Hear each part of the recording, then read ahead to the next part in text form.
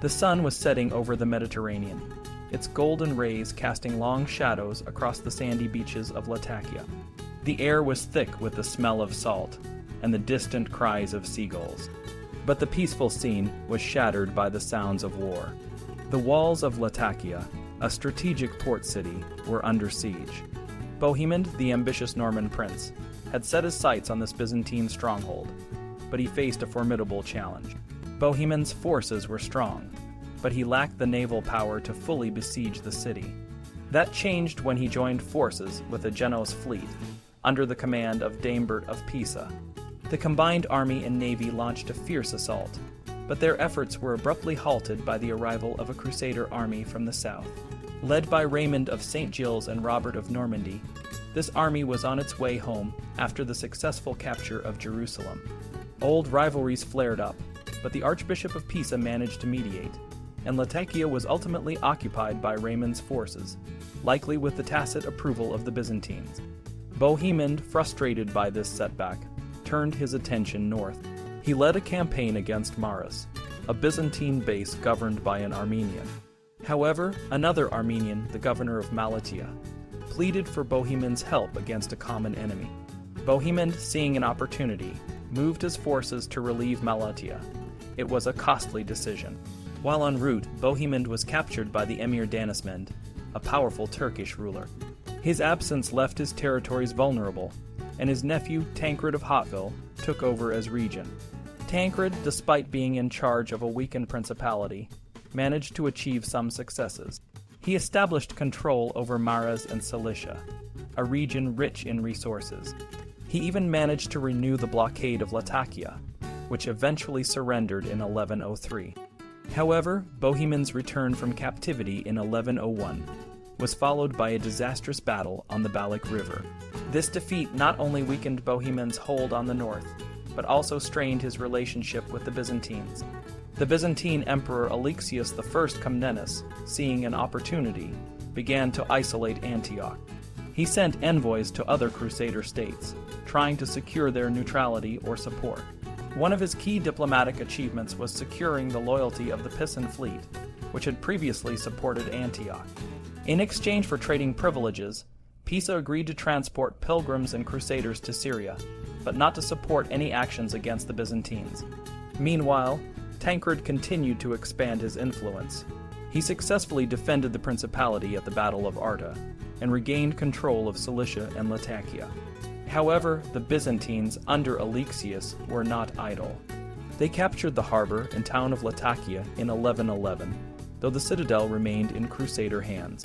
The situation in Antioch became increasingly dire, and Bohemond, now a vassal of Alexius through the Treaty of Davao, was unable to reverse the Byzantine gains. In Jerusalem, the situation was different. The new kingdom, founded by the Crusaders, faced a different set of challenges. The Fatimid caliphate, based in Egypt, was the primary threat. Al-Afdal, the powerful vizier of the Fatimid caliph, launched several campaigns against the Crusaders. The first major battle occurred just 3 weeks after the fall of Jerusalem, when an Egyptian army was decisively defeated at Ascalon. The city of Ascalon remained under Fatimid control, but the Crusaders managed to secure a crucial victory. Baldwin of Boulogne, the first king of Jerusalem, faced several more invasions from Al-Afdal. In 1101, a Fatimid force was defeated near Al-Ramla. In 1105, another invasion led by Al-Afdal's son, Sharaf al-Ma'ali, initially had some success, but it was ultimately repelled by Baldwin's forces, including a crucial naval squadron. These victories allowed the Crusaders to consolidate their hold on the coastal cities of Palestine, such as Haifa, Caesarea, and Acre. The capture of these ports was essential for the Crusaders, as they relied on the Italian maritime republics for supplies and reinforcements. The coastal cities also served as strategic points for trade and military operations. The fall of Acre in 1104, followed by the capture of Beirut and Sidon, marked significant milestones in the Crusader expansion.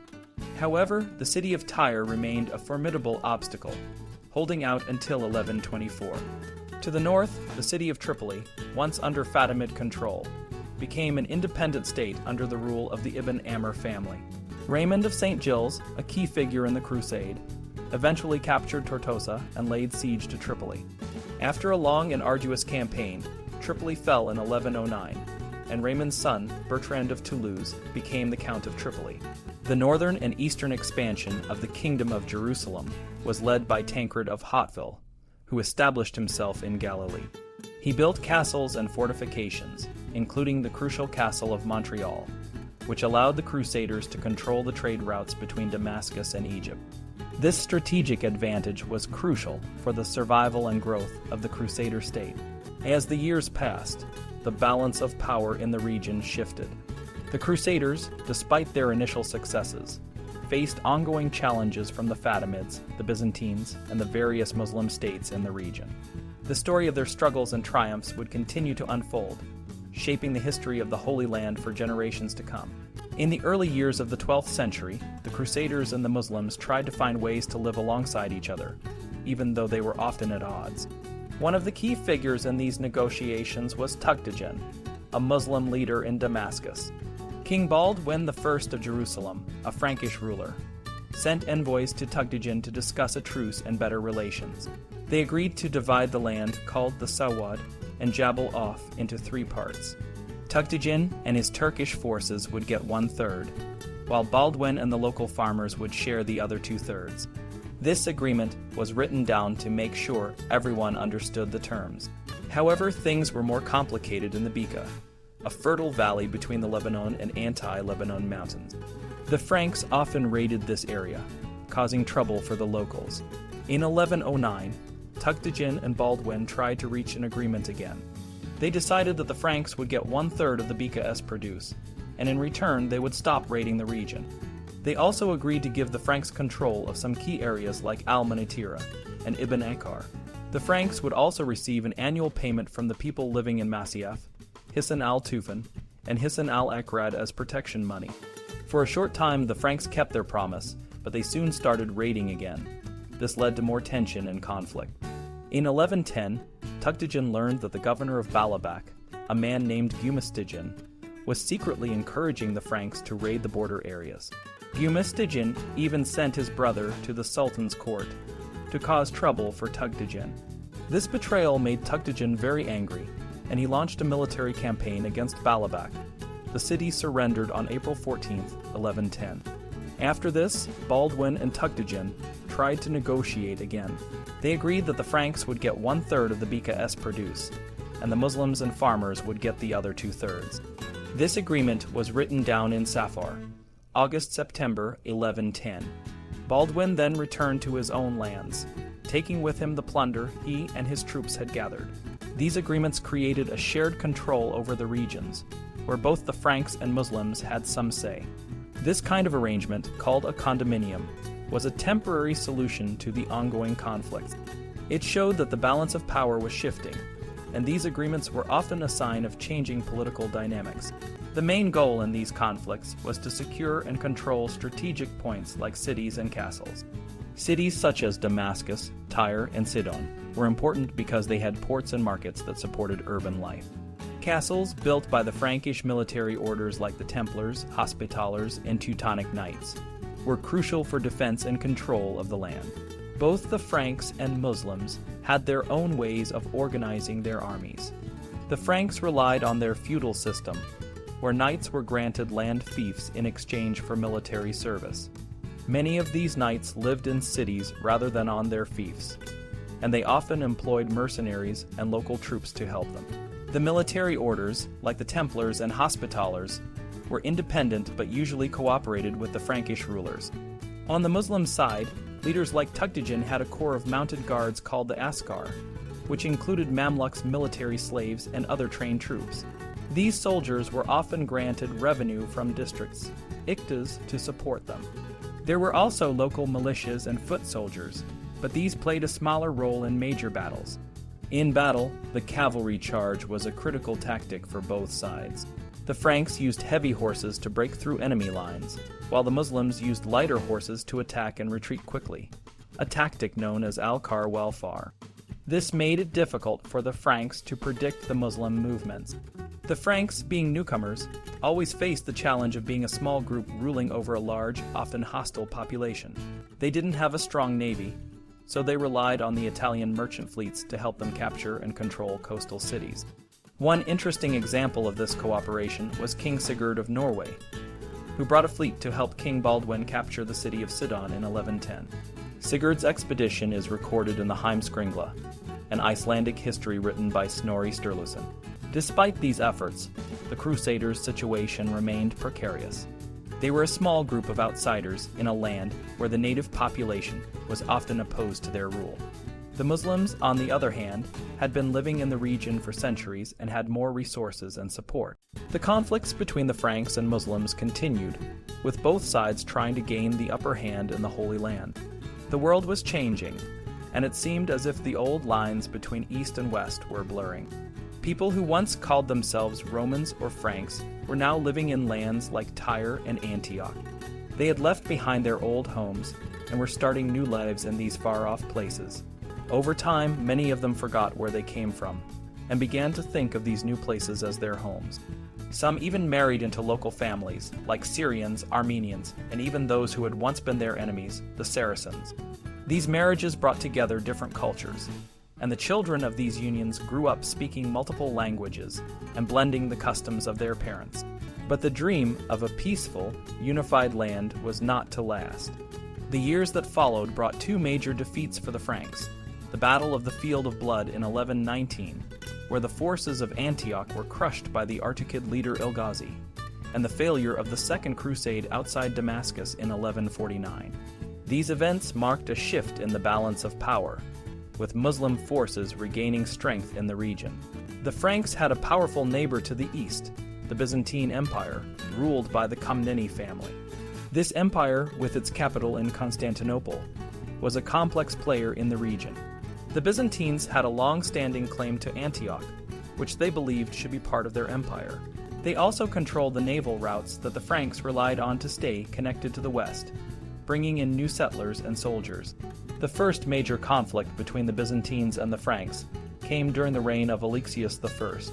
In 1108, Alexius defeated Bohemond, the leader of Antioch, and forced him to sign the Treaty of Davos.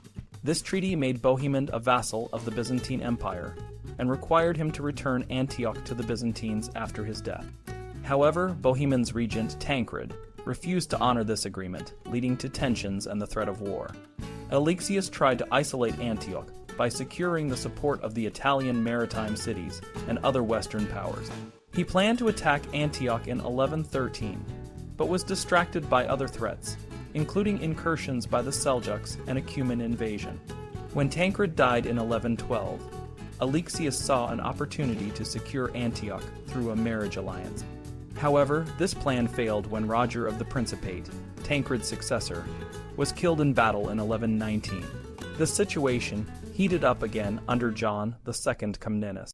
In 1126, Bohemond II, the son of the founder of Antioch, arrived and married Alice, the daughter of King Baldwin II.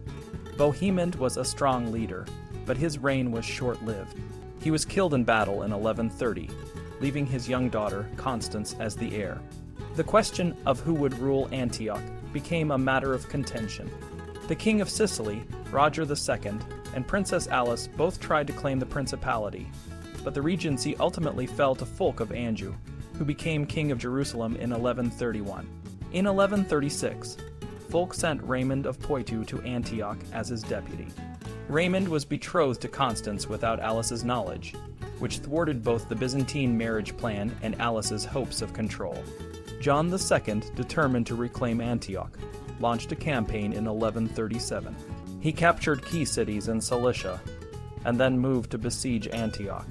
Raymond agreed to become John's vassal, and promised to return Antioch to the Byzantines in exchange for control over Aleppo and other Muslim territories. However, these territories were still under Muslim rule, and the campaign was delayed until the following year. In 1138, a combined force of Byzantines and Franks attacked Aleppo, but was forced to retreat due to water shortages.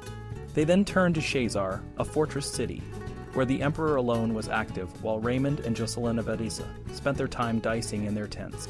The emperor accepted a payment to withdraw, and the campaign ended without significant gains. John II tried again in 1142, but his campaign was cut short by his death in a hunting accident. His son, Manuel I, returned to Constantinople, and Antioch was saved. A period of détente followed, but the underlying tensions remained. Meanwhile, in the north, Zengi was rising to power. He had a complex history, having been the son of a Seljuk Mamluk who ruled Aleppo. After his father's death, Zengi began to build his own power base. He played a crucial role in the region, uniting various Muslim states and challenging the Franks. In 1126, he helped the city of Aleppo resist a Frankish attack. He continued to expand his influence, and in 1144, he captured the city of Edessa, a major blow to the Frankish presence in the region. The fall of Edessa marked a turning point. It showed that the Muslims were regaining strength, and that the Franks were vulnerable. The dream of a peaceful, unified land was giving way to a new reality of conflict and uncertainty. The year 1096 marked a turning point in the history of Mosul. Kerboga, a former ally of Aksungur, reclaimed his capital after a series of challenges during the reign of Tuđis. 2 years later, Kerboga led an army to try to rescue Antioch, which was under siege, but the attempt failed. Kerboga then won the loyalty of many of Aksungur's former Mamluks, and he adopted Zengi to strengthen his position. However, Kerboga's rule was short-lived, and he died in 1101, leading to political upheaval in Mosul. One of the claimants to Mosul was Dakak, the son of Tuđis and the ruler of Damascus. However, in 1108, Sultan Tapar, the Seljuk overlord, appointed Madud as the Atibig of Mosul. Zengi, who had been gaining military experience under Kerboga, supported Madud, showing his loyalty to the Seljuks. Zengi distinguished himself in battles against King Baldwin, the first of Jerusalem in 1112 to 1113. When the Franks threatened Damascus, Tuđtigin of Damascus sought help from Madud. Together, they defeated the Franks, but the heat forced the Muslim forces to withdraw in August 1113. In 1123, Zengi was appointed to govern Wasit and al-Basra, two important cities in southern Iraq. He was also made the military governor of Baghdad. However, his career took a new turn when Aksungur al-Bursaki, the Atibig of Mosul, was assassinated in 1126. His son is al-Din Masud, inherited Aleppo, and moved to Mosul after his father's death. In 1127, Is al-Din died during a campaign against Tuđtigin of Damascus, and his young son was proclaimed the new ruler. However, two of the envoys sent to the Seljuk Sultan suggested Zengi as a strong leader who could defend Islam. Sultan Mahmud agreed and appointed Zengi as the Atibig of Mosul. Zengi entered Mosul in September or October 1127 and took Aleppo in June 1128, setting the stage for his future successes. Zengi's rule in Mosul and Aleppo was marked by his efforts to expand his power and influence in the region. He aimed to capture Damascus, which would make him the most powerful Muslim ruler in Syria. In 1128, the Atibig of Damascus, Tuđtigin, died, and his son Taj al-Muluk Bori, known as Bori, succeeded him. The Ismailis, a secretive and extremist sect, had gained a foothold in Damascus and even planned to surrender the city to the Franks in exchange for Tyre. However, Bori learned of the plan and acted swiftly, killing the Ismaili supporters and driving the sect out of the city. In 1130, Zengi went to Aleppo and asked Bori for help in the jihad. Bori sent his son with 500 horsemen, but Zengi seized them and demanded a ransom. Zengi then captured Hama and besieged Hims, but he had to return to Mosul without success. In 1131, Sultan Mahmud died, and Zengi supported Mahmud's brother, Masud, in the struggle for the Seljuk throne. Zengi's support was crucial, and he was helped by Najm al-Din Ayyub, the Kurdish governor of Takrit, who would later become the founder of the Ayyubid dynasty. Bori was assassinated in 1132, and his son Shams al-Muluk Ismail became the new Atibig of Damascus. However, Ismail's rule was disastrous, and he eventually called on Zengi for help, promising to surrender Damascus. Ismail's mother, Safwat al-Mulk Zumurad Hatan, opposed this and had Ismail murdered. She then installed another of her sons, Shihab al-Din Mahmud, as the new Atibig.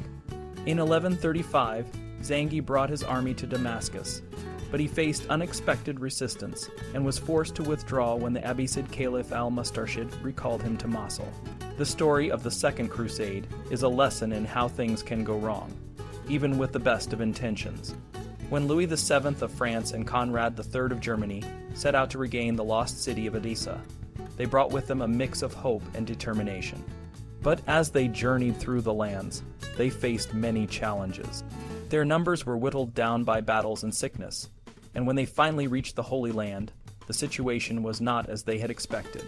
Instead of focusing on Edessa, the leaders of the crusade decided to attack Damascus. This decision was a surprise to many, especially since Damascus had a history of friendly relations with the Franks. The siege of Damascus in 1148 was short-lived and ended in failure. The Crusaders withdrew, and with that, the Second Crusade effectively came to an end. The failure of the Second Crusade marked a turning point in the history of the Crusader states. It showed that the Franks were not as invincible as they once seemed, and it gave new hope to the Muslim leaders in the region. One of these leaders was Nur al-Din, who would go on to play a crucial role in the years that followed. Nur al-Din, the son of Zengi, became a powerful figure in the Muslim world. He took control of Edessa and other territories, and he set his sights on Damascus. The city of Damascus, under the rule of Mu'in al-Din Unur, had maintained a delicate balance between the Franks and the Muslims. Unur had even allied with the Franks to keep Zengi at bay. But after Unur's death, Nur al-Din saw an opportunity to bring Damascus under his control. For several years, Nur al-Din attempted to gain influence in Damascus. He faced resistance from the city's leaders and even from the Franks, who had a treaty with the city. But in 1154, Nur al-Din finally succeeded. He entered Damascus and established his rule, marking a significant shift in the balance of power in the region. Meanwhile, in the Frankish kingdom of Jerusalem, there were internal struggles. Baldwin III, the young king, had to deal with conflicts with his mother, Queen Melisende. These internal issues made it difficult for the Franks to respond effectively to the growing threat from Nur al-Din. The years that followed saw a series of conflicts and truces between Nur al-Din and the Franks. Nur al-Din continued to expand his influence, while the Franks struggled to maintain their hold on the land. The capture of the fortress of Banias in 1157 by Nur al-Din and the subsequent battles showed that the Frankish states were no longer as strong as they once were. The story of Nur al-Din and the Frankish states is a tale of shifting alliances, internal conflicts, and the rise of new leaders. It is a reminder that the Crusades were not just about religious battles, but also about the complex relationships between different peoples and the struggle for power and control in the Holy Land. As the years went on, the tide was turning, and the future of the region would be shaped by the actions of leaders like Nur al-Din and the decisions made by the Frankish states.